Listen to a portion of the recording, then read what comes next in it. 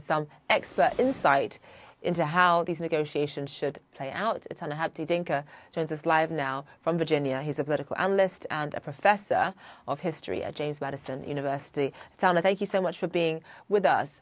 Would it be smart of us to actually believe that there could be a breakthrough coming in terms of peace talks this time around? Thank you very much, Zain. There are hopes, but hopes are at the margin. And I will take you through some of the basic strands that keeps the hopes at the margin. This time, there are some favorable conditions which may work for the ceasefire, at least for the ceasefire to be achieved.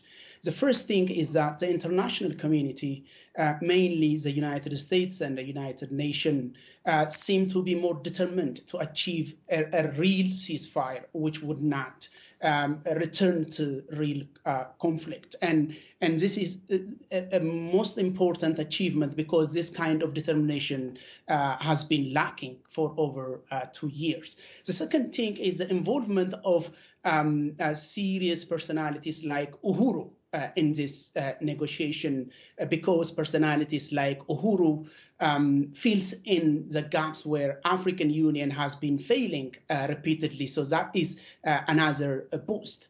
The third factor in the favorable condition, the Ethiopian economic difficulty is unfavorable. It's very difficult to see such economic difficulty, but it's one tool now to achieve a peace settlement on the table, because nearly 2 years of war made the Ethiopian economy struggling, and the international negotiating team can build on these factors to achieve the peace settlement. But there are huge negative factors that could again make this negotiation a failure. Yeah. The first and Etana, just to sort of sum up, obviously you've listed all the different favorable conditions in terms of making sure that, or helping the peace process along. But as you bring up one of the negative factors, I assume the top of that list would be Eritrea. The fact that Eritrea is involved in this war. In order for there to be peace, you'd have to make sure that Ethiopia can somehow force Eritrea to withdraw its forces from the country too. Exactly. The Eritrean involvement in this war is the most important negative factor. And now Eritrea is not only participating in this war, it is playing a leading role. In the northern front and in the southern front, it's Eritrean forces which is leading the combat of what they call allied forces, which is a reference to Ethiopian, Eritrean, and Amhara paramilitary forces. So you don't have Eritrea on table. You have only Ethiopian government representatives and Tigray representatives, but Eritreans are playing a great role, and they don't want to leave this war. So this is the most important factor that is playing against the achievement of peace settlement. There is also another negative factor in this, because over the past few weeks, the Ethiopian and Eritrean forces are gaining ground and pushing deeper inside Tigray, and looking at this military gains, these two forces may push back the peace settlement, we can imagine.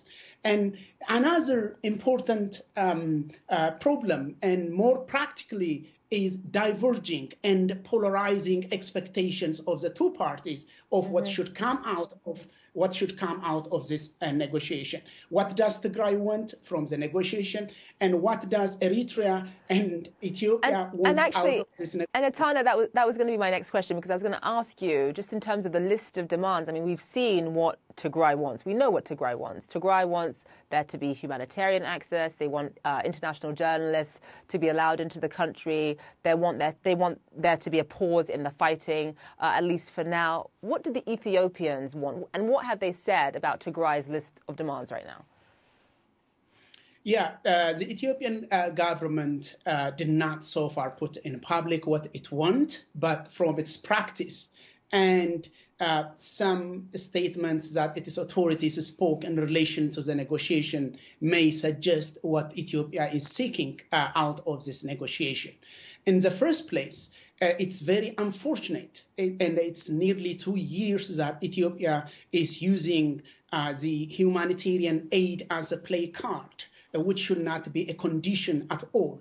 Just a few days ago, authorities in Addis Ababa urged Tigrayans to migrate to areas under control of Eritrea and Ethiopia, which means we do not allow aid unless we control Tigray, and which is going to be another serious difficulty in the negotiation. So the foreign minister just a few days ago said, Dammaka Makonnen said that Tigray should not be allowed. He used the word the TPLF, which is an indirect reference to Tigray, in fact, because the entire Tigray population is practically in war because the civilians are even not allowed to get aid. So he said Tigray should not be allowed to be rearmed. It should be disarmed effectively. If you take this seriously, it means that Addis Ababa is going to the negotiation table only to secure the surrender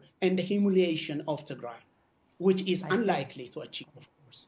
I see. So you're not necessarily that hopeful. But as you mentioned, there are some favorable conditions happening right now, and it's important that the international community take advantage of it in order to bring about lasting peace, possibly. Etana Dinka, live for us there. Thank you so much.